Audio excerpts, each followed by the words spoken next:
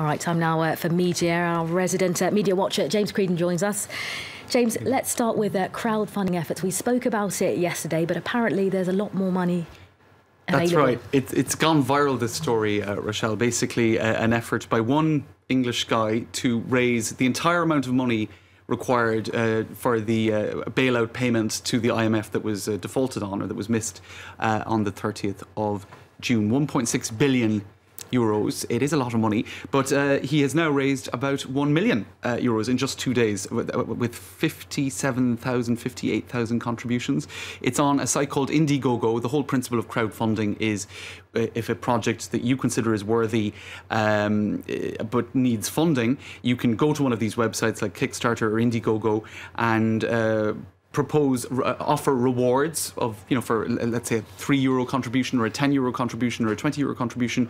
You offer rewards in return for money thrown into the pot, essentially. So he's offering postcards from of Alexei Tsipras, or Greek salads, or a bottle of ouzo, or various contributions like that. But a lot of people certainly going on that website to the point where Indiegogo keeps crashing, according to Wired.com.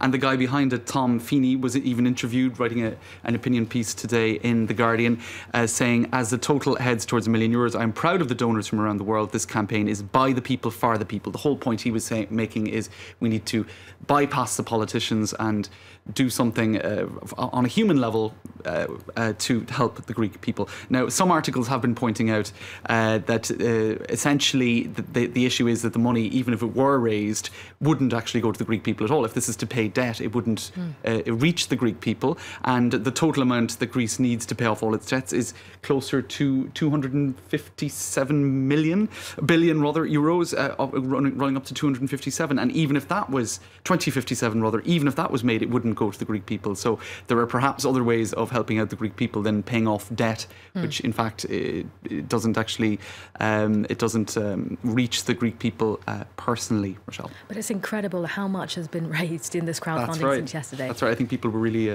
touched by the idea, at least. Absolutely.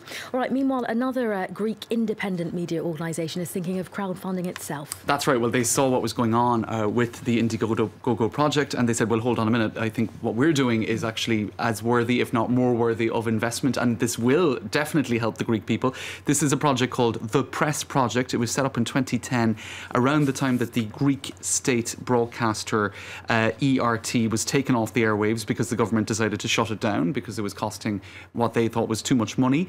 So this was set up, The Press Project. It was a Twitter account initially, and then it mushroomed into radio programmes, etc. It operates fully and completely on Greek donations by the Greek public. Its current annual budget is about €200,000, which is of course nothing at all compared to the budgets of most national media.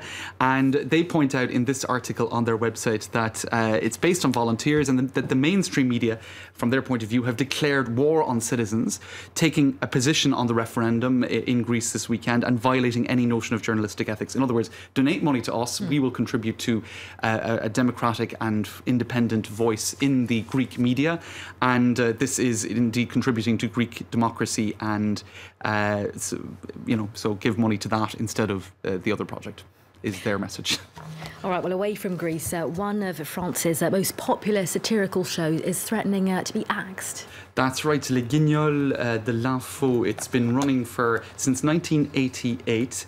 The actual creator of that show, a man named Alain de Griffe, passed away on Monday, and very quickly in the aftermath of that, it is being rumoured that the show could get the axe. Now, it famously caricatures French politicians, French businessmen, members of society, etc.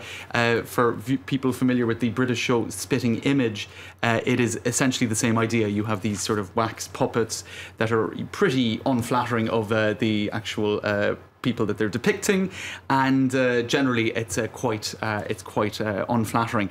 But in any case, a lot of people very upset about this. There have been reactions on social media saying satire or caricature is a counter power or a counterweight to the powers that be that must remain, hashtag democracy, hashtag humour.